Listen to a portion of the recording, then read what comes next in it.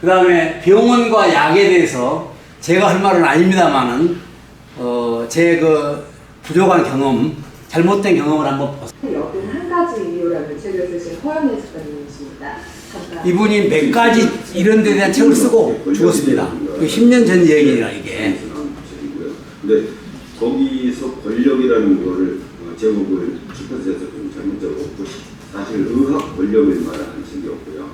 앞으로 또 세 번째 책 의사들은 왜 인류를 속이는가라는 책이 출판사로 넘어가서 내년 1월경에 출간될 예정이고요.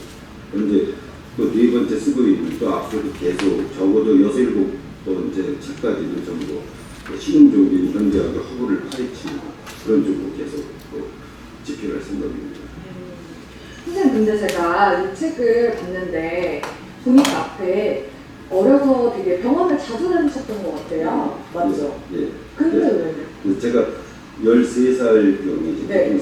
자, 그 다음에 수술 안 해도 좋아질 환자를 이 신문에 나왔기 때문에 이렇게 나오겠죠. 내가 만든 거 아닙니다. 이런 일이 비일비재하다는 얘기예요. 저도 0.1인데 그냥 수술한 거예요. 열리선 제거해버린 거예요.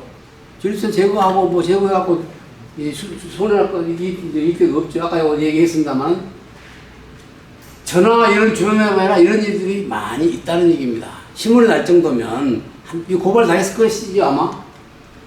그게 의사는 돈을 벌기 위해서 환자를 고통시키는 것은 뭐 쉬운 일이죠. 지난번에 통증 갖고 한번 얘기했는데요. 우리 통증을 고통이 문제가 아니라 자기들은 재정과 일을 해야 되니까, 우리 통증 때문에 돈을 벌어야 되니까 우리 상관없다 이겁니다. 의사와 병원은 그렇게 일부지만 대다수가 그렇다. 그래서 이런 자료들을 보면은 모르는 만큼 고통도 많고 돈도 많이 들어간다 이겁니다. 그래서 내가 이걸 만들 때는 내가 자주 들어보려고 했는데요. 시간이 잘 안 되는데 하여튼 이걸 좀 들어봐야 된다 나는 그걸 봅니다. 지 않는 47가지 방법. 아마존 베스트셀러. 과잉 진료의 진실을 폭로한 현직 전문의의 두 번째 양심 고백. 지난번에 여러분 의사에게 살해당하지 않는 47가지 방법이라는 책 소개드렸었죠. 일본에서만 100만 권이 이상 팔렸고 KBS 의학 전문기자 정신과 전문의 이충원 선생님께서도 추천 주신 책으로 정말 우리가 균형 있게 현대의학을 어떻게 활용하면 좋을까라는 데에 대해서 굉장히 좋은 통찰을 주는 책으로 소개드렸었습니다. 이 책은 그 시리즈의 두 번째 책입니다. 자, 책을 이렇게 소개하고 있네요. 잠시 통증만 줄일 뿐 더 몸을 망가뜨리는 약 먹으면 정말 병이 나을까? 현직 전문의로서 40년간 진통제 3알밖에 먹지 않고도 건강을 유지해온 저자는 약의 90%는 병을 치료하지 못한다고 단호히 주장했다. 끔찍한 독성과 부작용 사례에도 불구하고 많은 사람들이 약을 찾고 있는 것은 약의 효능 때문이 아니라 약의 부작용을 숨기고 질병의 무서움을 과대 포장하여 공포심을 부추기는 의학계의 속임수 때문이라는 것이다. 이 책은 일본에서 100만 부 이상 판매된 베스트셀러 의사에게 살해당하지 않는 47가지 방법을 통해 건강검진과 암치료의 백해 무익함을 밝혀낸 저자의 두 번째 양심 고백이다. 자, 이제 여기 다 있거든요. 내용이. 그러니까 이걸 봐야지 이거 들어가 보는 그냥 방향 소개밖에 안 됩니다. 자, 훌륭한 의사나 참신한 약들이 많이 있어요. 우리 유익이 돼요. 이걸로 부르는 건 절대 아닙니다.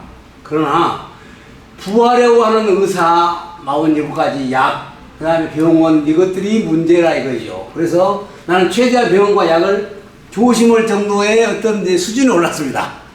우리는 무조건 병원을 가잖아요. 병원에 많이 가요. 뭐 눈 안약도 있고 뭐 필요하니까 병원을 가는데 가서 뭘 내가 도움이 되는 것만 보는 거죠. 그래서 최대한 병원과 약을 조심하고 스스로 내가 잘해야지. 그 사람들은요 써주면 되는 거예요. 그냥 뭐 일주일에 한 달 써주면 그냥 끝난 거예요. 그 돈 그렇게 우리나라 약값 쌉니다. 그런데 모든 것 중에서 한 부분이라도 사실이 아니면, 이런 내용들이 사실이 아니면 그 말입니다. 책을 판매를 금지하고 교도소를 보내거나 얼마든지 의료기관의 힘이 대단한 걸 우리가 알잖아요. 정부도 못 이기잖아요. 그들의 주장을 예를 들어서. 그러면 의료기관 힘이 큰데 그들이 모두 사실이기 때문에 말을 하지 않고 그대로 책을 판매하고 내가 말해도 안 잡아가요. 자, 의사들의 단체가 체계적이고 부하여 얼마나 강한지 누군지 압니다. 그래서 의료기관이나 제약회사들이 돈도 많고 그 의사들 뒤에 보이지 않는 손이 있잖아요. 의사가 이것만 하면 당연히 돈 벌잖아. 그럼 하면 되잖아요. 그러나 약 팔고 뭐 찍고 해갖고 돈 병원이나 그 제약회사가 돈 많이 벌잖아요. 안 보이는 손, 의료기관, 제약회사 이런 조직이 확실하다 이거죠. 많은 아이디어가 있는데 얼마나 강한 단체가 못 먹겠느냐. 법도 진실의 힘이 있기 때문에 의사나 약을 해도 돌릴 수가 없어서 결국은 이렇게 된 거 아니냐 그렇게 보고요. 그 다음에 내가 먹었던 약들을 한번 분석해 봤습니다. 26,000알인데 이거 이런 약은 필요한 것도 있어요. 근데 전립선 약을 3년 동안 먹었어요. 그 다음에 뇌혈전증 약 16,000개 많이 먹었어요. 아무 효과 없었습니다. 그 다음에 콧물 하고 약 1년간 먹고 그 다음에 대장 민감증, 다한증, 감기 피부 이런 건 별로 안 먹었는데 그래서 26,000개를 먹었을 때 내 몸이 어쩌겠냐 생각해 보세요. 그걸 내가 측정 못 합니다. 나는 어떻게 알아요? 그런데 문제는 뭐냐면요. 감기약을 지어주면서 배 위장에 도움되는 약을 지어줍니다. 왜 지어줘요 그게? 심각한 피해를 주니까 그 약을 주라는데 그게 무슨 도움이 될까요? 지어주는 거죠 그냥. 자, 병원에 가면요. 검사료가 20만 원입니다. 우리가 의사도 잘 모르니까 체크해야 해야 되잖아요. 이런 식으로 해서 우리가 나가는 지출이 많다 이겁니다. 20만 원 되겠어요? 100만 원짜리도 있고.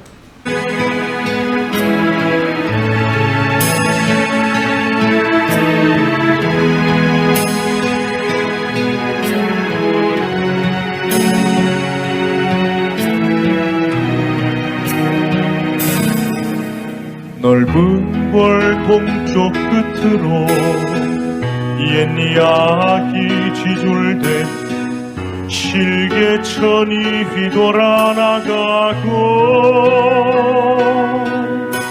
얼룩배기 황소가 해설비 금빛 게으른 울음을 우는 곳 그곳이 참아 꿈엔들이 진리야.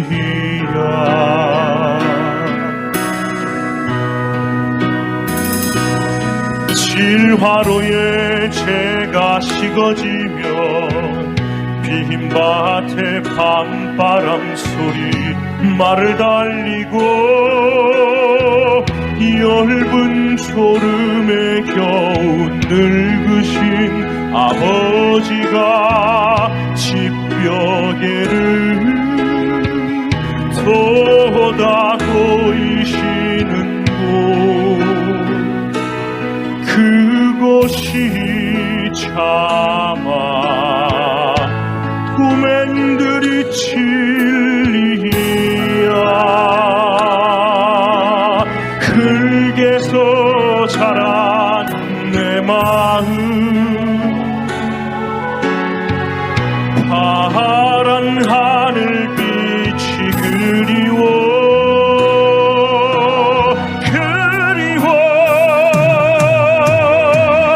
함부로 쏜 화살을 찾으러 불섭 이슬에 함추름 휘적시던 곳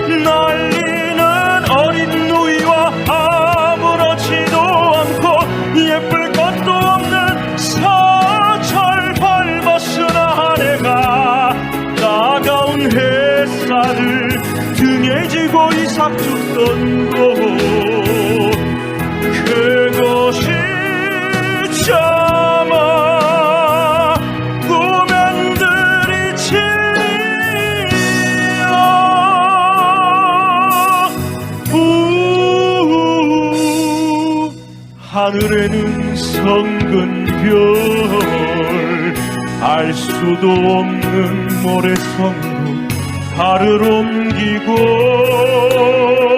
서리 까마귀 우지 짙고 지나가는 초라한 지붕 흐릿한 불빛에 돌아앉아 도란도란 거리는 곳